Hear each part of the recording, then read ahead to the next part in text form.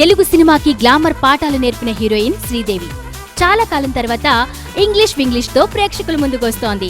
ఈ movie Telugu trailer ని launch చేసేందుకు హైదరాబాద్కు వచ్చిన ఈ అతిలోక సుందరి తన సినిమా విశేషాలతో పాటు మరికొన్ని సంగతులు చెప్పింది. అవేంటో చూద్దాం. చాలా కాలం తర్వాత కెమెరా ముందుకొచ్చారు కదా, ఎలా ఫీల్ అయ్యారు? చాలా కాలం తర్వాత అంటే కొందరు చెప్తేనే నాకు గుర్తొస్తుంది, ఓ చాలా కాలం అయిపోయిందా అనేసి. లేకపోతే ఎలా ఉందంటే మొన్న షూటింగ్ చేసి ఒక సండే ఫ్రీ తీసుకొని నెక్స్ట్ డే మళ్ళీ షూటింగ్ వచ్చినట్టు అనిపించింది.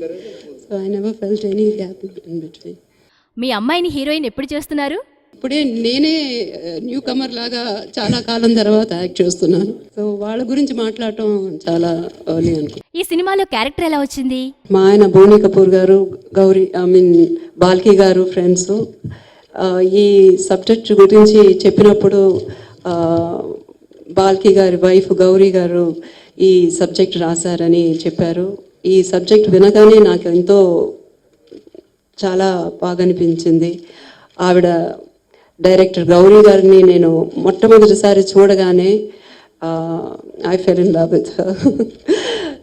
ఎంతో అందంగా కథ చెప్పారు. ఆ పాత్ర శశి అనే క్యారెక్టర్ని ఎంతో బాగా ఆలోచించి రాశారు. సో ఒక్క నిమిషం కూడా నేను ఆలోచించలేదు.